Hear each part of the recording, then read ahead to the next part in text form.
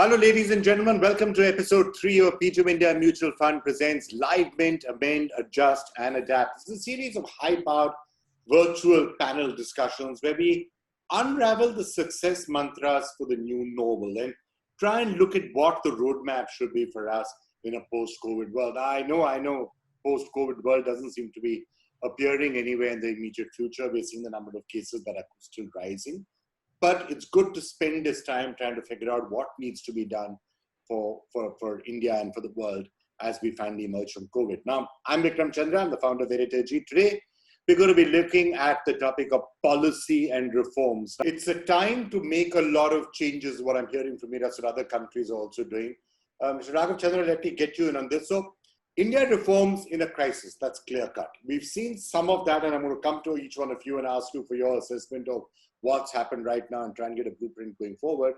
But do you agree with that basic principle that this is the time for us to be looking at amending a lot of things? Because you'll be able to get it done right now. The same policies that in times of peace, if I can use that term, are challenging to push through. This is the time when it can be done, and maybe we can look at other areas where we should specifically do this right now. Yes, Vikram, I agree with you entirely and with what Mr. Deepak has said. This is the time to get our house in order.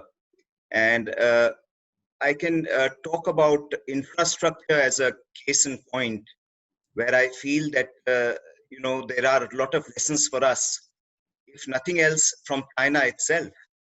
And what we've seen, those visual images of that hospital coming up in 10 days, and I'm sure it was not fake. Those are very clear pointers that we need to ramp up our infrastructure, and infrastructure not in terms of just physical infrastructure, but also in terms of our technologies for building that infrastructure. So when you're looking at technologies for building infrastructure, and that's an area where very little focus has historically gone. And while we can build highways, we can build ports, we can build airports, and all that is very necessary and important. Yet, the speed at which we do that is something which we need to look at if we have to progress and achieve the kind of pace of growth that we need to achieve to make up for the deficit that has been caused by COVID and by the lag that we have vis-a-vis our infrastructure against various countries. So, for instance, construction equipment is, most of our equipment today is being imported. Very little top quality construction equipment is being manufactured in India. Construction materials is another thing where we are lagging. A lot of it is being imported. And the overall need to ramp up our systems of tendering. So, for instance, we've been talking of this huge thing about traditional tendering system versus giving away the L1 and going in for more quality-based tendering. Policy stability, as you were discussing earlier, is an important part of it.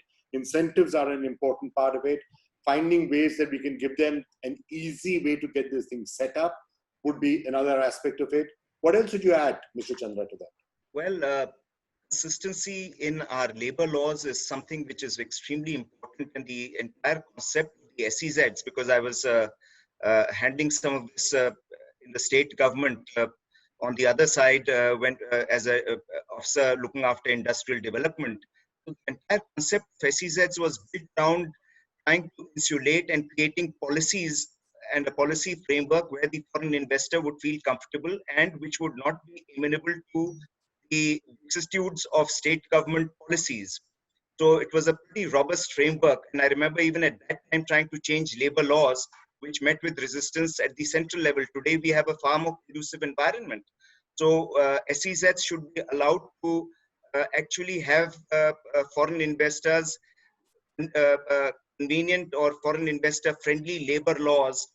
And also the land use planning of SEZs needs to be changed and modified to suit investment needs of foreign investors, so as they are encouraged to develop their manufacturing zones as complete cities.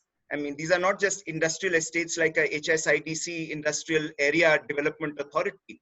They are complete. If you go to, for instance, Suzhou or any of these SEZs in China. They're complete cities in themselves. So they have residential areas, they have clubs, they have pubs, they have multiplexes, and so on. So it's a complete life within a life, which will encourage a foreign investor to feel that he's almost replicated his country's environment in your land.